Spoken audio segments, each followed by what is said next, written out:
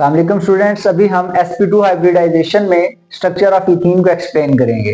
Students, sp2 hybridisation क्या है ये लास्ट वीडियो में मैं आपको बता चुका हूँ। sp2 हाइब्रिडाइजेशन की अगर हम बात करें तो इसमें एक s और दो p एटॉमिक ऑर्बिटल्स इंटरमिक्स होते हैं और इंटरमिक्स होने के बाद तीन इक्विवेलेंट हाइब्रिड ऑर्बिटल्स बनाते हैं। ऐसा हाइब्रिडाइजेशन, ऐसा प्रोसेस जिसमें एक s और दो p एटॉमिक ऑर्बिटल्स इंटरमिक्स होने के बाद तीन इक्विवेलेंट हाइब्रिड ऑर्बिटल्स बना दें, उस प्रोसेस का नाम है sp2 हाइब्रिडाइजेशन। sp2 हाइब्रिडाइजेशन में हम बात करेंगे स्ट्रक्चर ऑफ इथीन की।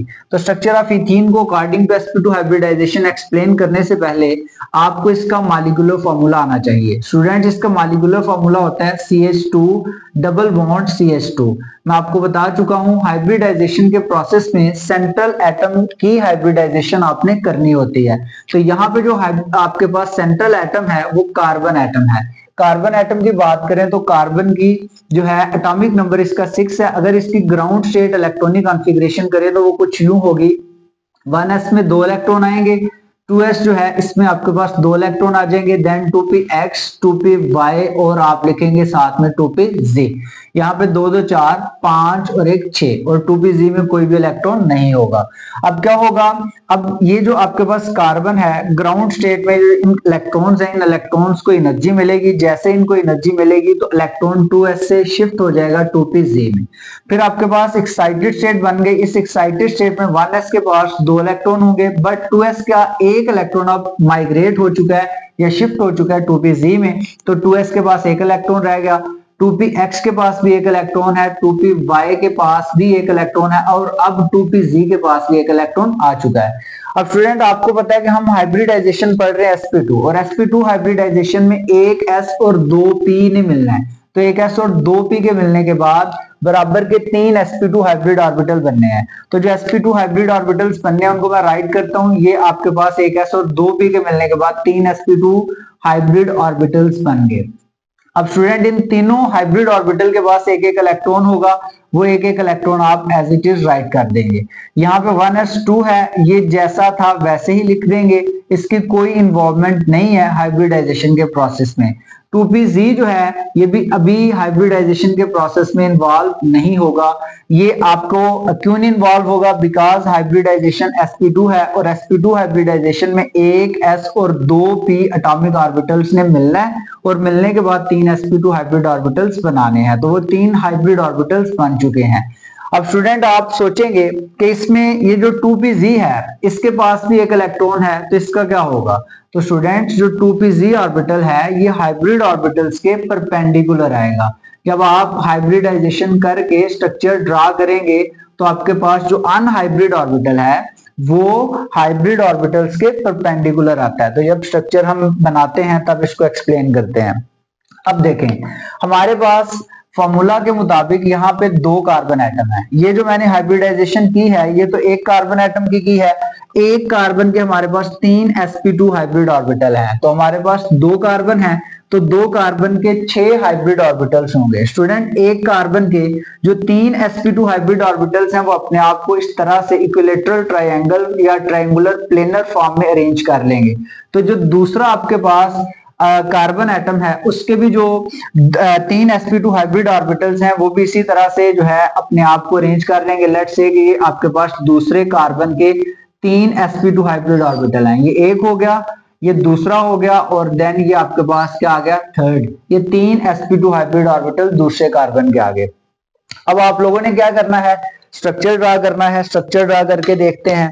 स्टूडेंट्स देखें, हमारे पास टोटल जो दो कार्बन है और दो कार्बन के 6 जो है वो हाइब्रिड ऑर्बिटल्स हैं और वो जो दो कार्बन के 6 हाइब्रिड ऑर्बिटल्स हैं वो मैं आपको बता चुका हूं। यहाँ पे दो आपके पास ट्रायंगल आ चुके हैं, आपने इनको ड्रा करना है। जब आप इनको ड्रा करेंगे, लेट्स से ये आपके पास एक कार्बन एटम है, ये एक कार्बन एटम जो है ये उसका एक sp2 हाइब्रिड ऑर्बिटल, ठीक है। और आपको मैं अभी हाइब्रिडाइजेशन जब ये इलेक्ट्रॉनिक कॉन्फ़िगरेशन की थी तो मैंने बताया था कि हर sp2 हाइब्रिड ऑर्बिटल के पास एक इलेक्ट्रॉन होगा। तो इसका जो एक इलेक्ट्रॉन है उसको मैं यूं राइट कर देता हूं।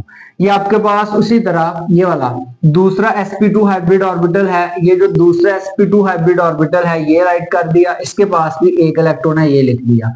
अब हम लिखेंगे तीसरा sp2 हाइब्रिड ऑर्बिटल, तो ये third one sp2 hybrid orbital, उसके पास भी एक इलेक्ट्रॉन है, वो आपने राइट कर दिया। अब स्टूडेंट ये तीन sp2 हाइब्रिड ऑर्बिटल्स जो हैं ये एक कार्बन एटम के हैं, बट हमारे पास दो कार्बन एटम है, तो जो दूसरा कार्बन एटम है उसके भी तीन sp2 हाइब्रिड ऑर्बिटल हैं। वो जो दूसरे कार्बन के तीन sp2 हाइब्रिड ऑर्बिटल्स हैं वो हम अब राइट करते हैं। ये पहला sp2 हाइब्रिड ऑर्बिटल हो गया, ठीक है, ये आपके पास इस तरह जो ओवरलैपिंग होगी ये sp2 होगी, और उसके पास एक इलेक्ट्रॉन है, वो एक इलेक्ट्रॉन को अपोजिट स्पिन के साथ मैंने यहाँ पे शो कर दिया। अब दूसरे कार्बन का जो दूसरा sp2 हाइब्रिड ऑर्बिटल है ये आपने राइट कर दिया, और इसके पास भी जो है एक इलेक्ट्रॉन है, और उस एक इलेक्ट्रॉन को आप जो है यूं इस तरह से शो कर दें। अब स्टूडेंट्स आपके पास दूसरे कार्बन का तीसरा जो sp2 हाइब्रिड ऑर्बिटल है उसको बना लें, उसके पास भी एक इलेक्ट्रॉन है, तो वो उस एक इलेक्ट्रॉन को आपने यूं शो कर दिया। अब आपके पास दोनों कार्बन के जो तीन तीन sp2 हाइब्रिड ऑर्बिटल्स थे उनको आपने लिख दिया। अब स्टूडेंट्स सेंट्रल एटम थे दो कार्बन एटम, उनकी तो हो चुकी है हाइब्रिडाइजेशन, उनके जो हाइब्रिड ऑर्बिटल्स बन रहे हैं उनको तो हमने ड्रॉ कर दिया है। अब हमारे पास सेंट्रल एटम ये वाला जो कार्बन है इसके साथ अटैच है दो हाइड्रोजन एटम, जो दूसरा कार्बन है उसके साथ भी अटैच है दो हाइड्रोजन एटम। स्टूडेंट्स मैं आपको बता चुका हूं हाइड्रोजन एटम जो है इसका एटॉमिक नंबर 1 है, इसकी कॉन्फ़िगरेशन करें तो 1s1। यहाँ पे s है, s ऑर्बिटल की इन्वॉल्वमेंट होगी, और s की जो शेप होती है वो स्फेरिकल होती है, तो यहाँ पे आप क्या करेंगे स्फेयर बना देंगे। एक कार्बन के साथ दो हाइड्रोजन एटम अटैच हैं, दो हाइड्रोजन एटम अटैच होने का मतलब है एक कार्बन के साथ आपने दो स्फेयर अटैच करने हैं, और दोनों स्फेयर में एक एक इलेक्ट्रॉन आएगा। क्यों? क्योंकि हाइड्रोजन एटम का एटॉमिक नंबर 1 है और इसकी कॉन्फ़िगरेशन 1s1 है, तो यहाँ पे आप एक कार्बन के साथ दो स्फेयर अटैच करेंगे, पहला स्फेयर हो गया, ये दूसरा हो गया, ये एक कार्बन के दो स्फेयर हैं। अब आपको पता है कि हाइड्रोजन एटम के पास एक इलेक्ट्रॉन है, तो वो जो एक इलेक्ट्रॉन है उसको शो कर देंगे विद अपोजिट स्पिन, तो ये आपने एक एक इलेक्ट्रॉन को शो कर दिया। अब दूसरा जो कार्बन है उसके साथ दो हाइड्रोजन है, तो वो जो दोनों हाइड्रोजन एटम है वो भी स्फेयर की फॉर्म में आप शो कर दें, बट इनके पास भी एक एक इलेक्ट्रॉन है, तो वो जो एक एक इलेक्ट्रॉन है उसको आप राइट अप कर देंगे। अब स्टूडेंट आपने जो एक कार्बन के तीन sp2 थे और दूसरे कार्बन के तीन sp2 हाइब्रिड ऑर्बिटल्स थे उनको तो ड्रा कर दिया। एक कार्बन के साथ दो हाइड्रोजन थे, वो दोनों हाइड्रोजन जो थे अगर उनकी कॉन्फ़िगरेशन करें तो उसमें s ऑर्बिटल की इन्वॉल्वमेंट हो रही थी, इसलिए मैं यहाँ पे s लिख देता हूँ, sp2s, यहाँ पे भी sp2s और इधर भी आपके पास क्या हो जाएगा sp2s, ओवरलैपिंग हो रही है। अब आपने किया क्या, यहाँ पे जितने भी हाइब्रिड ऑर्बिटल्स थे उनको ड्रा कर दिया, उनके साथ जो हाइड्रोजन थे उनको ड्रा कर दिया। अब आपको पता है कि जब मैंने यहाँ पे कॉन्फ़िगरेशन करके आपको दिखाई है, वहां पे मैंने आपको कहा था कि 2pz के पास एक इलेक्ट्रॉन है, वो अनहाइब्रिड है, वो पार्टिसिपेट नहीं कर रहा हाइब्रिडाइजेशन में, तो जो आपके पास अनहाइब्रिड ऑर्बिटल होता है वो हाइब्रिड ऑर्बिटल्स के परपेंडिकुलर आता है। तो स्टूडेंट्स ये आपके पास हाइब्रिड ऑर्बिटल है, तो हाइब्रिड ऑर्बिटल के वो क्या आएगा, परपेंडिकुलर आएगा। आपके पास क्या था 2pz के पास एक इलेक्ट्रॉन था, मैं आपको बता चुका हूं p ऑर्बिटल